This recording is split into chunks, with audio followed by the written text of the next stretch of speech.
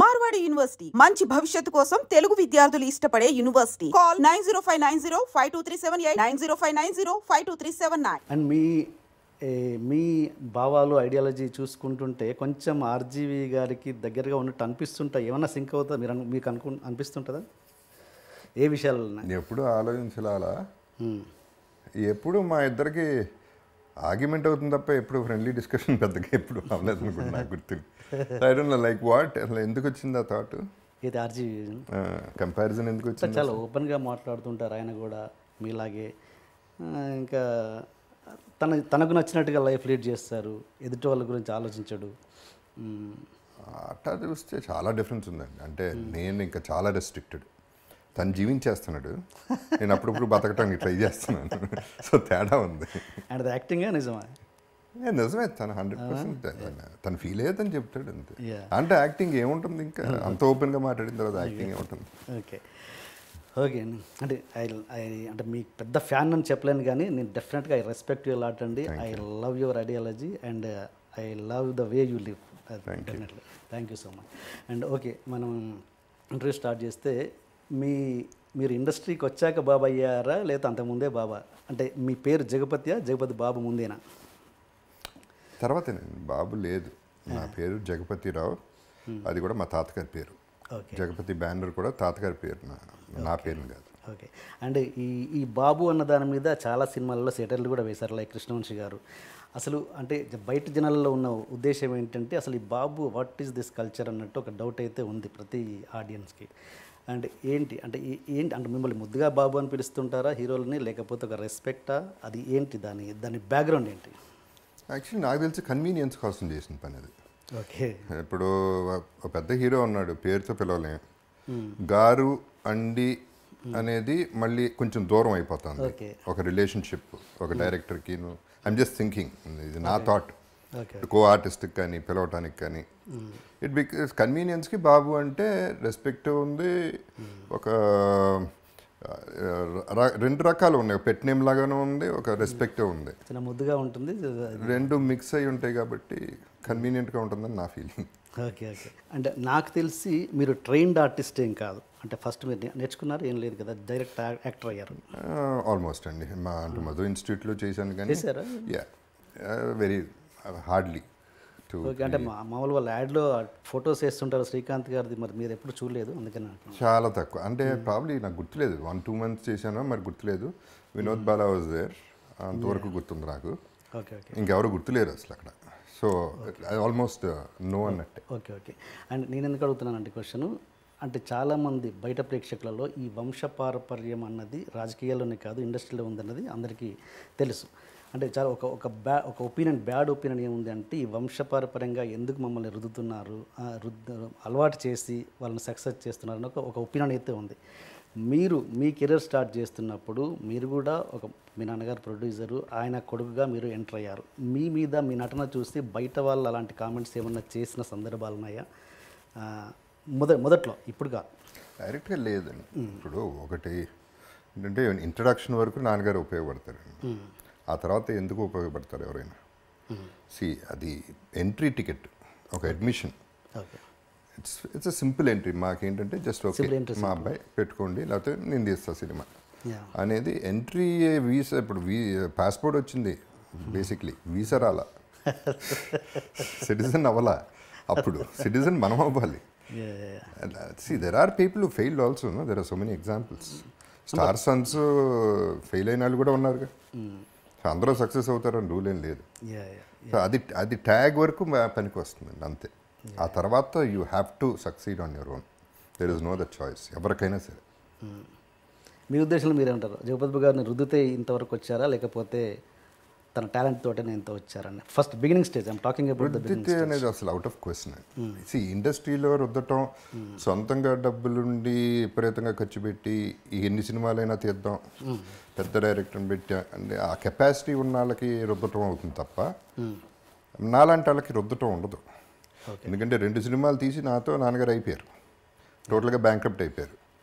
So ఇంకా ఆయన తీసేది ఏం లేదు. ఇప్పుడు రెండో వాళ్ళు అంటారా, ఇట్స్ కంప్లీట్లీ ఇండస్ట్రీ అనేది దెర్ ఇస్ నో ఏమంటారు దాన్ని, మనాడు లేకపోతే మనాడు అంటే I'm not talking about caste అండి, టోటలీ అగెయిన్స్ట్ దట్. అంటే పాపం తీసుకుందాం పైకి తీసుకొద్దాం అవన్నీ పెద్ద ఉండవు ఇక్కడ. బిజినెస్ అవుతుందా లేదా, కరెక్ట్గా డబ్బులు వస్తాయా రావా, రెండే పాయింట్లు. డబ్బులు వస్తాయంటేనే అతనికి రెస్పెక్ట్, లేకపోతే రెస్పెక్ట్ లేదు. సినిమా ఉండదు, రెస్పెక్ట్ ఉన్నా లేకపోయినా. సినిమా అయితే ఇవ్వలేరు, ఇవ్వకూడదు కూడా. ఇట్ ఈస్ క్రోర్స్లో మంత్స్లో రొటేషన్, ఫ్యామిలీలు లేచిపోతాయి. That's not a joke. So you have to be on your own అండి. అండ్ మీ కెరీర్ని ఒకసారి అనలైజ్ చేసుకుంటే మీకు ఏమనిపిస్తుంటుంది అంటే బాలకృష్ణ గారు, చిరంజీవి గారు, వెంకటేష్ గారు, నాగార్జున గారు, వీళ్ళ నలుగురు మీకంటే ముందుగా కెరీర్ స్టార్ట్ చేశారు, ఇంకా స్టిల్ దే ఆర్ రన్నింగ్. మీరు అనుకుంటే నా కెరీర్ ఎక్కడ హీరోగా ఆగిపోయింది, ఎందుకు వాళ్ళలో ఉంది ఏంటి నాలో లేనిది ఏంటి అన్నదానికి మీకు ఎక్కడ ఏమైనా సమాధానం దొరికిందా? ఇట్స్ ఎ గుడ్ క్వశ్చన్ అండి. అంటే నా లిమిటేషన్స్ ఎక్కువనే నాకు. ఒకటి, first of all I was an introvert. అసలు ఎవరితోనూ మాట్లాడేవాడిని కాదు, ఇప్పుడు కూడా తక్కువే మాట్లాడటం. 10 మందిలో బాగా క్లోజ్ అయితే తప్ప నేను మాట్లాడలేను అసలు ఫస్ట్. అదొకటైతే dance, I'm not great in dance, I'm not great in fights. Amitabh Bachchan also is not a dancer. Yeah, అది ఇప్పుడు అట్ట తీసుకుంటే I'm super success today. Forget about hero. Hero అనేది ట్యాగ్. హీరోగా అగ్రీడ్ అయిపోయింది, నా మార్కెట్ అయిపోయింది అక్కడికి. But I'm doing much better. Will come to that later. But నా లిమిటేషన్స్ నాకున్నాయి. అండ్ నాకు అంటే ఇండస్ట్రీలో కలిసి మెలిసి అందరినీ కలవటాలు, లేకపోతే అంటే జనరల్గా ఏంటంటే ఒక్కొక్కసారి మర్చిపోతాం మనం, పలానాడు ఉన్నాడని. కలుస్తూ ఉంటే ఓకే ఉన్నాడుగా పెట్టుకుందామని ఇది ఫాలో అయిపోతుంది ట్రెండ్. సో అది కూడా నాకు తక్కువ ర్యాప్ మెయింటైన్ చేయటం అనేది. All these reasons. And I don't know, I'm an artist అండి first, more than a hero. ఇప్పుడు నాకు సాటిస్ఫాక్షన్ లెవెల్స్ ఎక్కువ మామూలుగా లైఫ్లో, అది ఏదన్నా కానీ. నేనేంటి అమెరికా వెళ్ళి చదువుకుందాం అనుకున్నాను, బట్ ఇంట్లో ఒప్పుకోలేదు.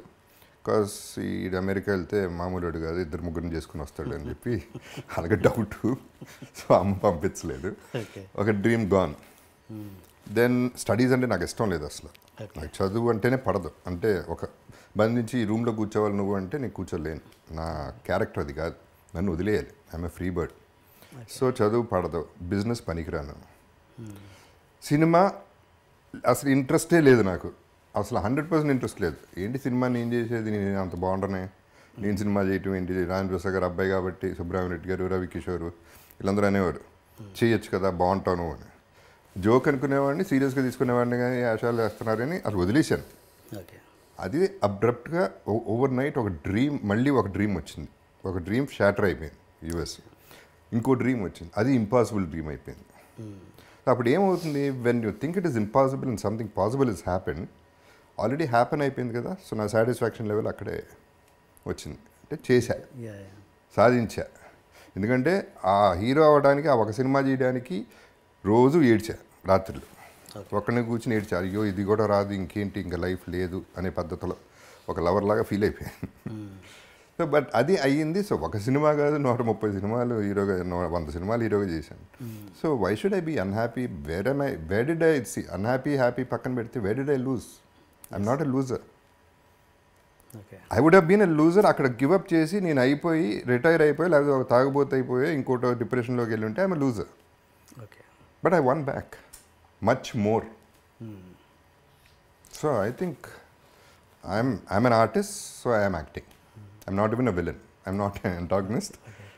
I'm not a protagonist. I'm an actor. Jagapathi గారు ఎప్పుడు డిప్రెషన్లోకి వెళ్ళిపోలేదా తన లైఫ్లో? వెళ్ళానండి డెఫినెట్గా. అంటే టోటల్ కెరియర్లో ఒక ఫోర్ టైమ్స్ అయి ఉండొచ్చు. ఫస్ట్ ఒక ప్రొడ్యూసర్ వీడు పనికిరాడు యాక్టర్ కింద అన్నప్పుడు ఒకటి. న్యాచురలీ నా వల్ల ఆస్తులు అమ్ముకోవాల్సి వచ్చింది నాన్నగారు, దట్ ఈస్ వన్. అది కూడా యాక్చువల్లీ నిజం చెప్పాలంటే ఎక్కువ ఫీల్ అవ్వాలి, అదేంటో ఫ్లోలో అట్ట అయిపోయింది. జనరల్గా నేను ఫ్లోలో తీసుకుంటాను, నేను టైం నమ్ముతాను, అది పద్ధతిలో తీసుకెళ్తుంది, ఏదైనా టైం అంటాను. ఇప్పుడు గుడ్ టైం రన్నింగ్, అందుకని బాగున్నాయి నా సినిమాలు. సో బ్యాడ్ టైం అప్పుడు బ్యాడ్ టైం రన్నింగ్, ఆ బ్యాడ్ టైం కూడా బ్యాడ్ టైం వస్తుంది, అది అప్పుడు బాగుంది, గుడ్ టైం వస్తుంది. ఓకే, ఇదే పొజిషన్లో నేను ఉండను, నేను వెళ్తాను ఇంకోటి వస్తాడు. సో ఇవన్నీ ఇక నడుస్తూనే ఉంటాయి లైఫ్లో. అన్నీ సీరియస్గా తీసుకుంటే కుదరదు.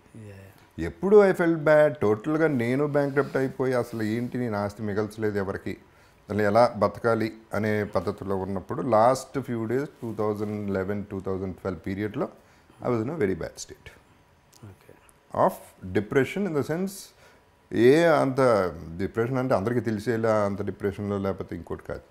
I use to feel bad అంతే. ఓకే